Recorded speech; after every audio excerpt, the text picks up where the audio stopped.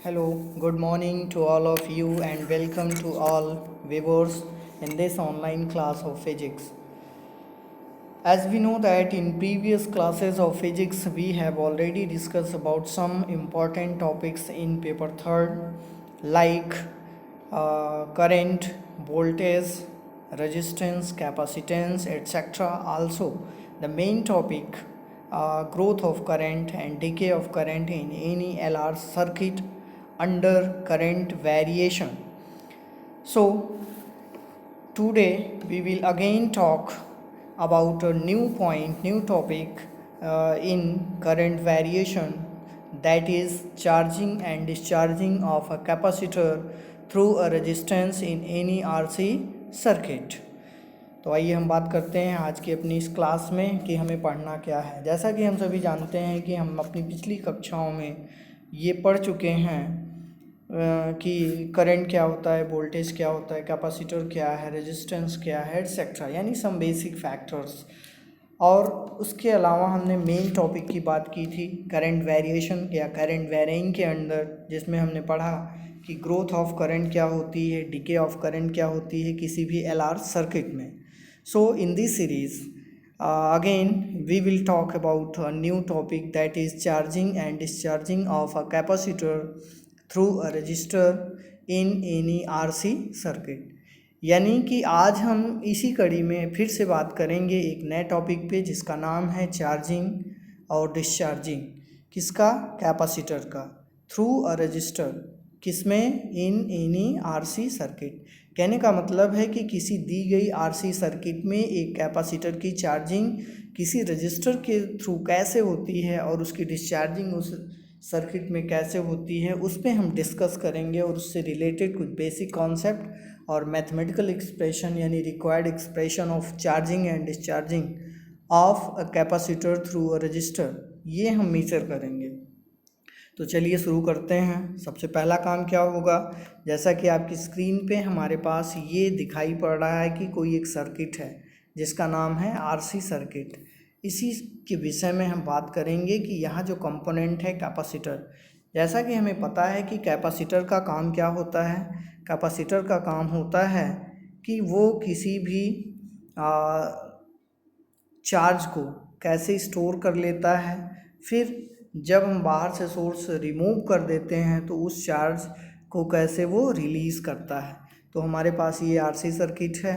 इस RC circuit में C is the capacitor, R is the register and this is the external source of energy, that is battery, and there is a arrangement of switch with two terminal, that is 1 and 2। यानी कि हमारे पास एक RC circuit है। RC circuit में R हमारा register है, C capacitor है, E electromotive force battery का है, यहाँ पे स्विच यस है। इसके अलावा दो टर्मिनल्स हैं 1 एंड 2 जिसके थ्रू हम इस कैपेसिटर को चार्ज कर सकते हैं और इसको हम डिस्चार्ज भी इसी सर्किट में कर सकते हैं। तो इसमें सबसे पहला काम क्या होगा कि हम मानते हैं कि हमारे पास कोई RC सर्किट है जिसमें कैपेसिटर C है। कैपेसिटर C किसी रजिस्टर के साथ सीरीज़ में कनेक्ट है और इस सर्किट के अंदर एक कोई बैटरी लगी हुई है जिसका इलेक्ट्रोमोटिव फोर्स कैपिटल E है। यहाँ पे E इक्विवेलेंट टू V यानी पोटेंशियल डिफरेंस, वोल्टेज के इक्विवेलेंट होता है। तो यहाँ पे हमारे पास ये सर्किट अरेंजमेंट हो गया। इसके बाद यहाँ पे जो फंक्शन है वो इस स्विच का वो कुछ इस तरीके से है कि जब हम इस स्विच को 1 से कनेक्ट करा देंगे तो ये यहाँ पे हमारी ये सर्किट कंप्लीट हो जाती है और जैसे ही हमारी ये सर्किट कंप्लीट होती है करंट ग्रो करने लगता है। इस सर्किट में चार्ज का फ्लो स्टार्ट हो जाता है इस डायरेक्शन से इस डायरेक्शन में। चूँकि यहाँ पे पॉजिटिव प्लेट है, इधर नेगेटिव प्लेट है। पॉजिटिव प्लेट से होल हमारे जनरेट होते हैं, नेगेटिव प्लेट से इलेक्ट्रॉन जनरेट होते हैं। होल निकल के इस नेगेटिव प्लेट की तरफ अट्रैक्ट होते हैं, यानी वो इस पूरी सर्किट को फॉलो करते हैं जिसके कारण इस सर्किट में धारा का प्रवाह होता है। जैसा कि हम पहले से ही जानते हैं, the rate of flow of charge is known as current. किसी चार्ज के बहने की जो दर होती है, बहने की दर होती है यानी dq/dt, वही क्या होता है? करंट होता है। तो ये हमारे पास अरेंजमेंट है। जब ये कैपेसिटर की जो प्लेट्स लगी हुई हैं ये चार्जेस को स्टोर कर लेंगी। कब तक स्टोर करती हैं? जब तक कि इसके बीच यानी दोनों प्लेट्स के बीच का पोटेंशियल डिफरेंस इस बाहर लगी हुई बैटरी के पोटेंशियल डिफरेंस के बराबर नहीं हो जाता, और उसके जस्ट बाद यहाँ पे करंट का फ्लो बंद हो जाता है, क्योंकि यहाँ पे ऑलरेडी एक इलेक्ट्रोमोटिव फोर्स जनरेट हो जाता है जो कि बाहर के इलेक्ट्रोमोटिव फोर्स का अपोज करता है, इसका विरोध करता है, जिसके कारण यहाँ पे करंट फिर जीरो की तरफ मूव करना स्टार्ट कर देती है। तो ये तो रही बात चार्जिंग की।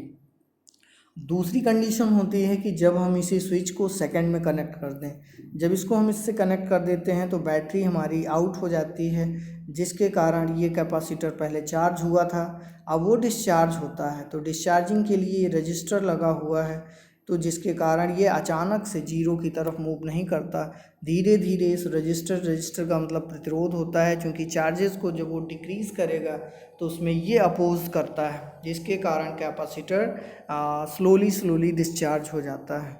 तो आइए हम इसी के बारे में बात करते हैं कि पहले हम कंसिडरेशन करेंगे। First of all we take some consideration related to this circuit as let a capacitor of capacity C।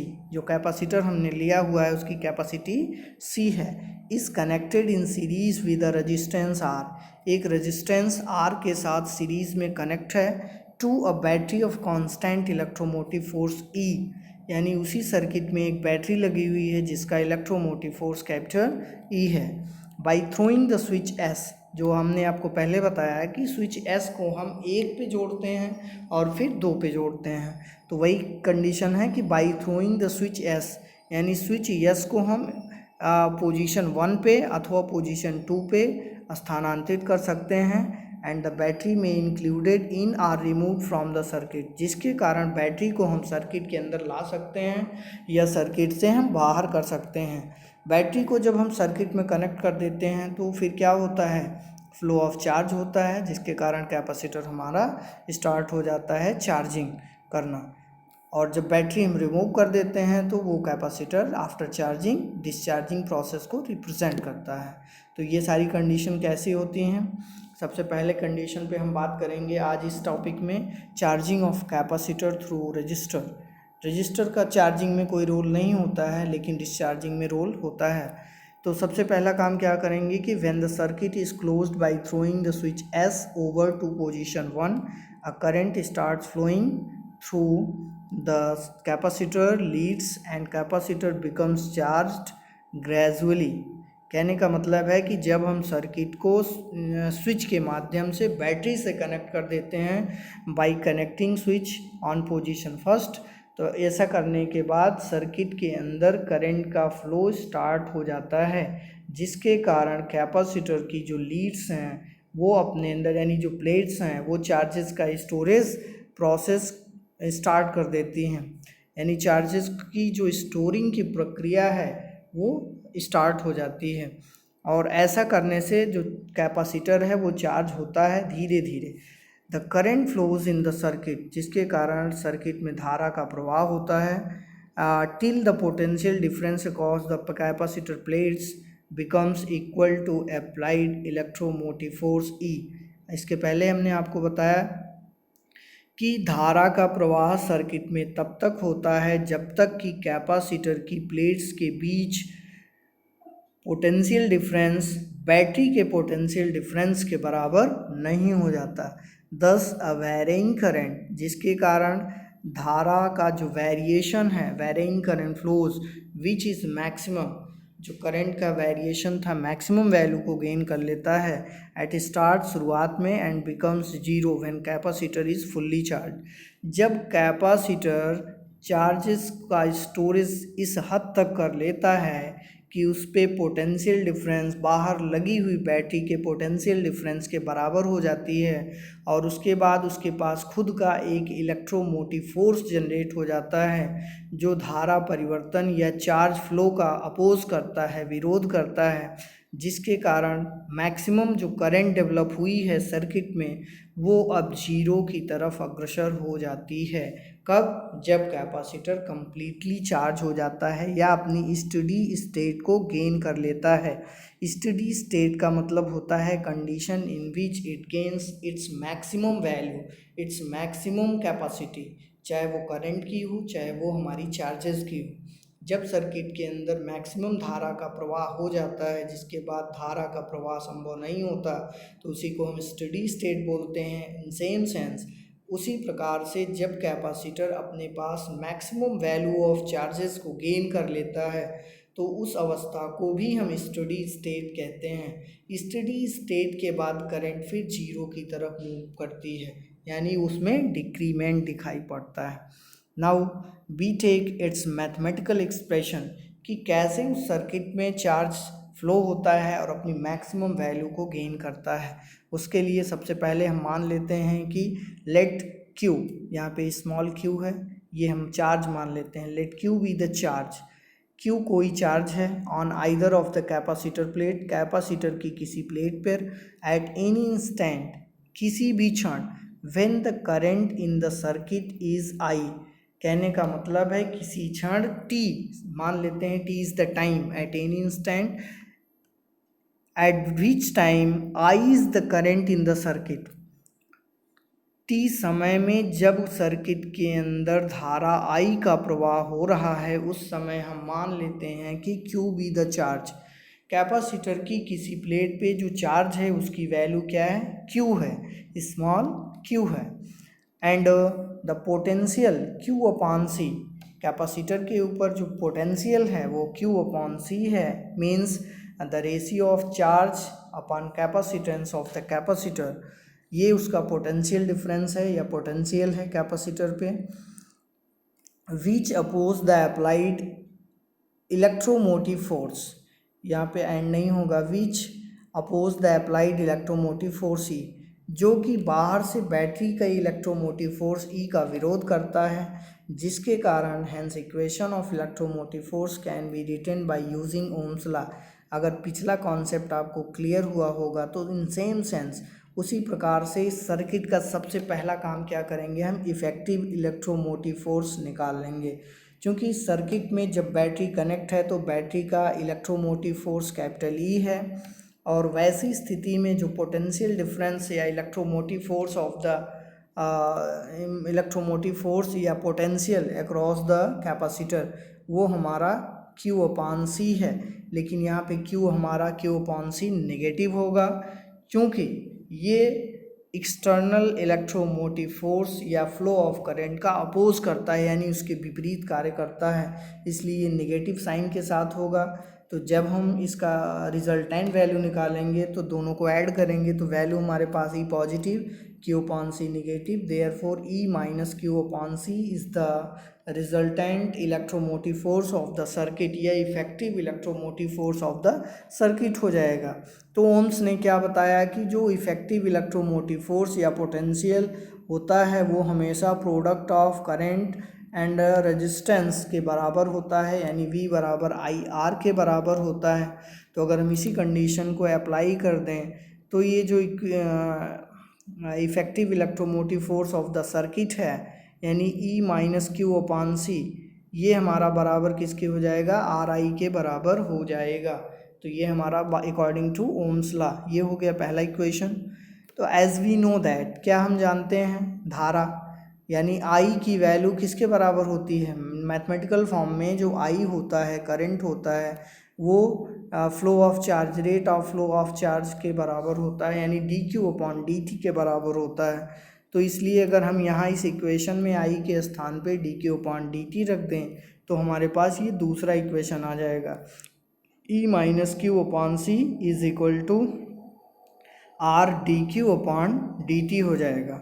अब हम इसी को सॉल्व कर लेते हैं, पक्षांतर कर देते हैं, dt को हम लेफ़्ट हैंड साइड लाते हैं तो ये हमारा हो जाएगा dt ब्रैकेट के अंदर E minus Q upon C is equal to right hand side में हमारा केवल क्या बचेगा, R into D Q. Now again we solve it, इसको हम फिर से सॉल्व करेंगे तो हमको क्या मिल जाएगा कि dt is equal to R D Q. अब पक्षांतर करके ये वैल्यू हमको मिल रही है, dt is equal to R D q चूँकि d t upon d q इधर एक सेकेंड, इस इक्वेशन में हमारे पास क्या था, D T E minus Q upon C is equal to R D T, यानी ये पूरा का पूरा टर्म हमारा राइट हैंड साइड में चला जाएगा। जब राइट हैंड साइड में जाएगा तो हमें ये वैल्यू मिल जाएगी कि d t is equal to R d Q upon E minus Q upon C. ये ब्रैकेट वाला टर्म है जो लेफ्ट हैंड साइड में था वो राइट हैंड साइड में आके डिनोमिनेटर पे चला जाता है। अब हम इसको अगर सॉल्व करें, चूँकि q अपॉन सी है तो c यहाँ पे एलसीएम ले लेंगे तो E C minus Q upon C हो जाएगा। फिर c हमारा जाएगा न्यूमरेटर में तो R C d Q upon E minus Q C हो जाएगा। तो इसी को हम और सॉल्व करते हैं तो ये वैल्यू हमारे पास आ जाती है C R upon C E minus Q, और चूँकि डी क्यू यहाँ था तो इंटू डी क्यू।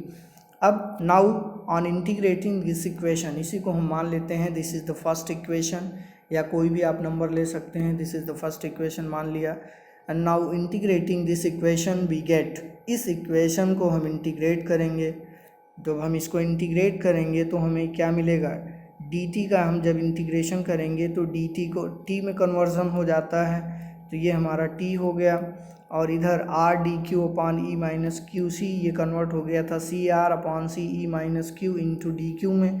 तो जब हम इसको इंटीग्रेट करेंगे तो सी आर हमारा कांस्टेंट टर्म है, क्यू अपान में था नेगेटिव के साथ इसलिए माइनस सी आर, और 1 अपान चूँकि सी ई माइनस क्यू का जब हम इंटीग्रेट करेंगे तो लॉग के टर्म में आएगा तो सी ई माइनस क्यू हो गया। क्यू का इंटीग्रेशन डी क्यू के रिस्पेक्ट में -1 हुआ था तो इसलिए माइनस सी आर लॉग, और ये जो डिनोमिनेटर वाला टर्म है वो सी ई माइनस क्यू प्लस यहाँ पे एक इंटीग्रेशन कांस्टेंट अप्लाई कर देते हैं, उसको हम मान लेते हैं के। तो इसी के को लिखा गया है कि वेयर के इज़ कांस्टेंट ऑफ इंटीग्रेशन। अब इसकी वैल्यू निकालने के लिए हम इनिशियल कंडीशन अप्लाई करते हैं। तो इनिशियल कंडीशन क्या होती है, शुरुआत की अवस्था। शुरुआत की अवस्था क्या होती है, जब हमारा टाइमर स्टार्ट नहीं होता, यानी जब हमारा समय शून्य होता है, कोई प्रक्रिया स्टार्ट होने से पूर्व की अवस्था। जब हमारा t 0 था तो कैपेसिटर की किसी भी प्लेट पे कोई चार्ज नहीं था, अर्थात q की वैल्यू भी 0 थी। तो यही कंडीशन कि at time t is equal to 0 when q is equal to 0, this situation is known as initial condition of this circuit. ये हमारी इनिशियल कंडीशन है। इनिशियल कंडीशन हम अप्लाई करते हैं फॉर इवैल्यूएशन ऑफ के की वैल्यू को इवैल्यूएट करने के लिए इस कंडीशन को हम अप्लाई कर देते हैं। तो इसको अगर हम अप्लाई कर देंगे इस इक्वेशन में तो t हमारा 0 हो जाएगा, यहाँ पे q की वैल्यू 0 हो जाएगी, तो हमारे पास k की वैल्यू आ जाएगी। तो k की वैल्यू यहाँ पे हमारी हो जाएगी, यही पूरा का पूरा टर्म ये 0 हो गया, पक्षांतर करने के बाद ये पॉजिटिव हो जाएगा, यानी सी R log C E minus Q 0 हो गया था तो लॉग सी ई हो जाएगा। तो k बराबर C R log C E. Now using this value in above equation, अब k की इस वैल्यू को यहाँ पे हम इस इक्वेशन में पुट कर देंगे। इस इक्वेशन में जब हम पुट कर देंगे तो हमारे पास t की value minus C R log C E minus Q plus k की वैल्यू ये है सी आर लॉग सी ई। अब यहाँ पे हम लॉग वाले टर्म को एक साथ लेंगे तो log A minus B upon log A minus log B is equal to log A upon B के टर्म में ये कन्वर्ट हो जाएगा। तो ये log C E upon C E log C E minus Q upon C E के term में ये कन्वर्ट हो गया हमारे पास, और बाकी के टर्म को हमें दूसरी साइड लेंगे तो ये minus T upon C R हो जाएगा। इसको फिर से हम और सॉल्व करेंगे तो ये हम जो वैल्यू है ये वाला लॉग के साथ तो इसको निकालेंगे इसकी वैल्यू, तो जो नेक्स्ट टर्म है वो हमारा एक्सपोनेंशियल के फॉर्म में कन्वर्ट हो जाएगा, यानी C E minus Q upon C E is equal to, यहाँ पे इसको हम कुछ ऐसे लिखेंगे e to the power minus T upon C R, ये इस टर्म में कन्वर्ट हो जाएगी। आप लोग नोट्स में कुछ ऐसा ही लिखेंगे। नाउ ये हमारा हो गया ई की power minus T upon C R. अब हम क्या करेंगे, इसी टर्म को फिर से सॉल्व कर लेंगे। तो सी ई अपॉन सी ई हमारा हो जाएगा 1, तो ये 1 minus Q upon C E is equal to, ये एक्सपोनेंशियल वाला टर्म यही है हमारा e to the power minus T upon C R. इसलिए अब 1 को हम दूसरी साइड ले जाएं और इस टर्म को क्यू अपॉन सी को पॉजिटिव कर दें तो ये हमारा हो जाएगा 1 minus E to the power minus T upon C R. अब यहाँ से हम किसकी वैल्यू निकाल लेंगे, क्यू की वैल्यू निकाल लेंगे। यहाँ से Q की वैल्यू निकालेंगे तो Q is equal to C E, हमारा दूसरी साइड जाके मल्टीप्लाई हो जाएगा, तो Q is equal to C E bracket में 1 माइनस, यानी हम जो वैल्यू निकाल रहे हैं यहाँ पे अब वो हमारी हो जाएगी कुछ इस तरीके से, Q is equal to C E और फिर ब्रैकेट में 1 minus E to the power minus T upon C R, ये वैल्यू हमारी कन्वर्ट हो जाएगी इस फॉर्म में। अब हम क्या करेंगे, जब इस फॉर्म में कन्वर्ट हो गई तो यही हमारी रिक्वायर्ड एक्सप्रेशन है, यानी ये इक्वेशन ये हमें बताता है कि उस सर्किट में, किस सर्किट में, सी आर सर्किट में चार्ज किस तरीके से कैपेसिटर पे, यानी कैपेसिटर की प्लेट पे स्टोर हो रहा है, या हम कह सकते हैं कि कैपेसिटर की चार्जिंग किस तरीके से हो रही है।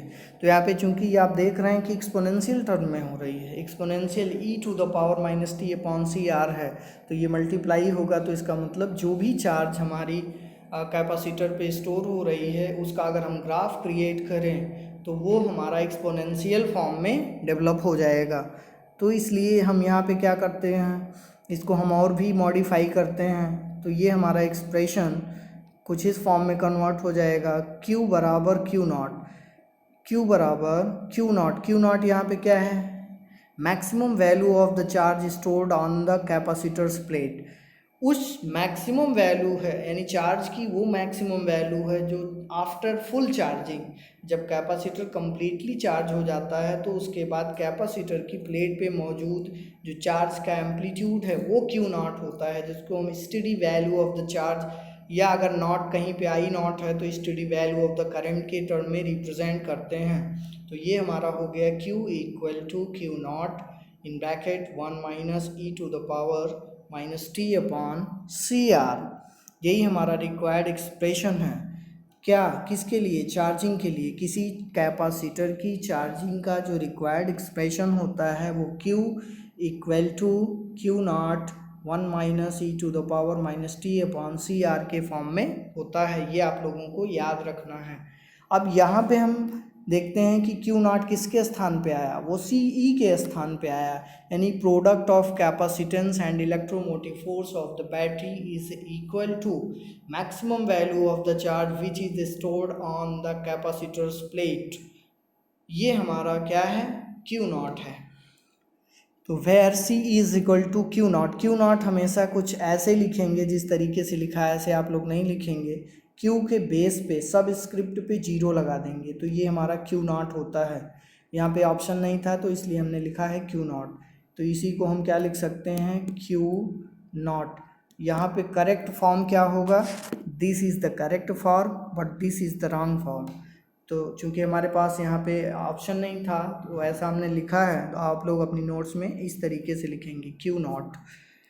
तो Q naught is the charge on the capacitor in the final steady state when whole electromotive force exist across C।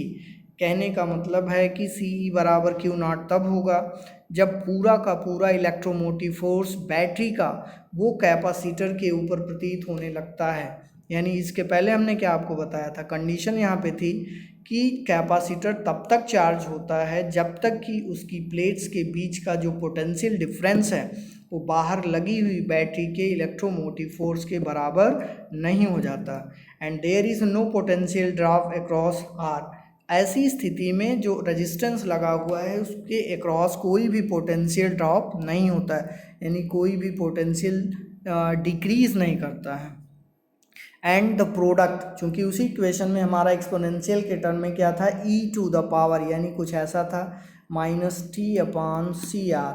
तो ये जो सी आर टर्म है यानी product of capacitance and resistance, इसी को हम लैम्डा से रिप्रेजेंट करते हैं। लैम्डा यानी टाइम कांस्टेंट, वही लिखा है, and the product C R is known as time constant of the circuit, यानी सर्किट का जो टाइम कांस्टेंट होता है, ये इक्वेशन में एग्जाम में पूछा जाता है।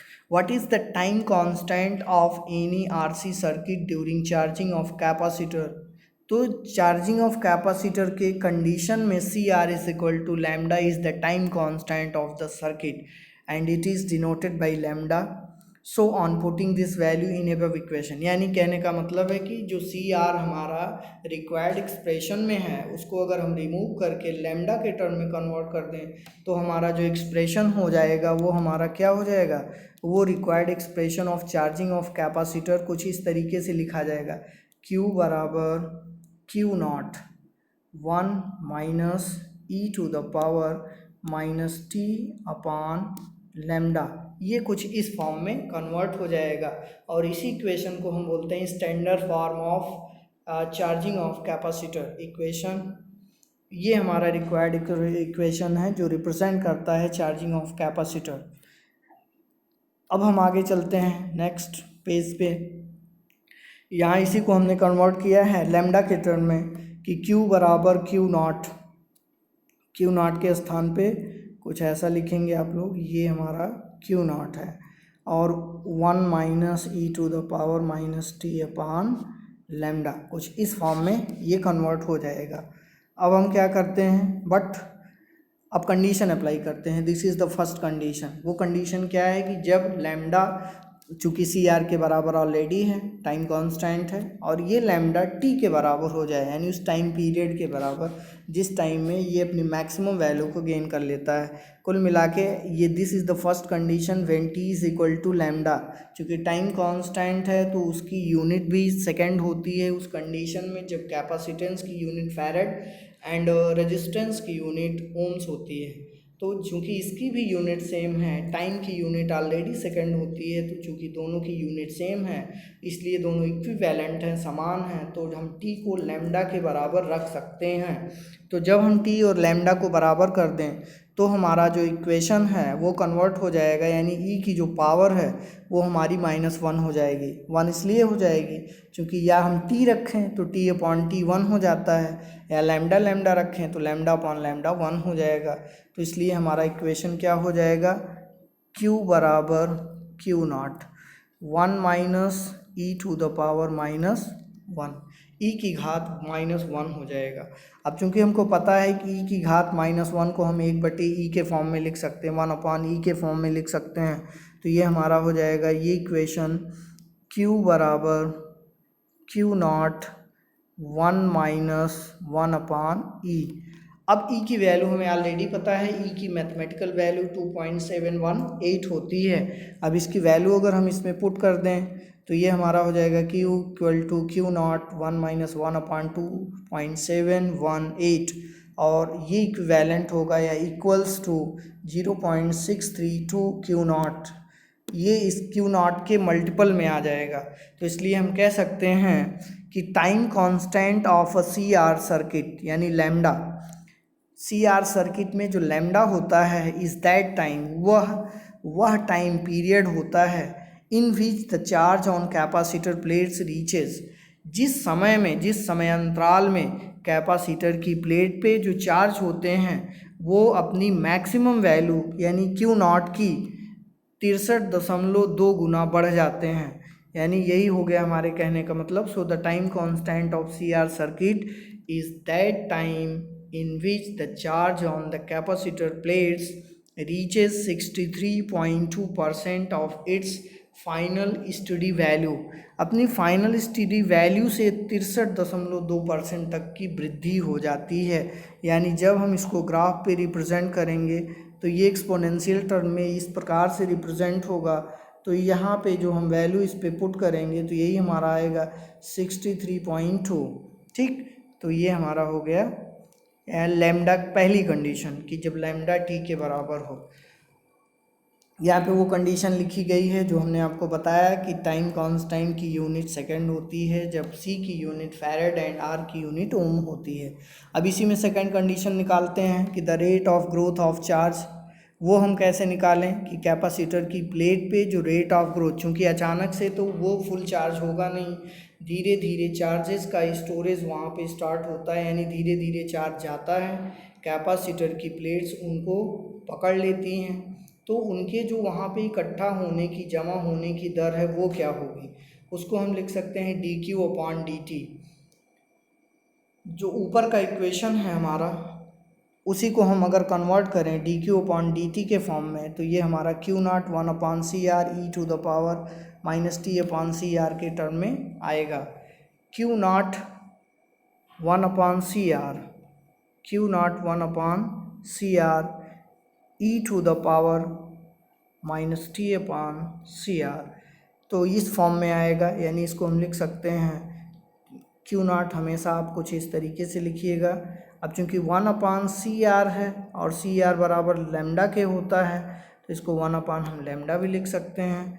उसी को फिर हमने कन्वर्ट किया इस फॉर्म में कि क्यू नॉट 1/CR, और इसको जब हम सॉल्व करेंगे तो ये हमारा हो जाएगा 1 - Q/Q नॉट। ये वैल्यू हमारी कहाँ से आई? ये हमारी वैल्यू ऊपर से आती है e⁻t/CR से निकालते हैं, क्योंकि रिक्वायर्ड एक्सप्रेशन हमारा क्या होता है, Q बराबर Q नॉट 1 - e⁻t/CR। यहाँ से हम निकाल सकते हैं e⁻t/CR की वैल्यू। तो ये 1 इधर आएगा, Q/Q नॉट हो जाएगा ऑलरेडी पहले से ही।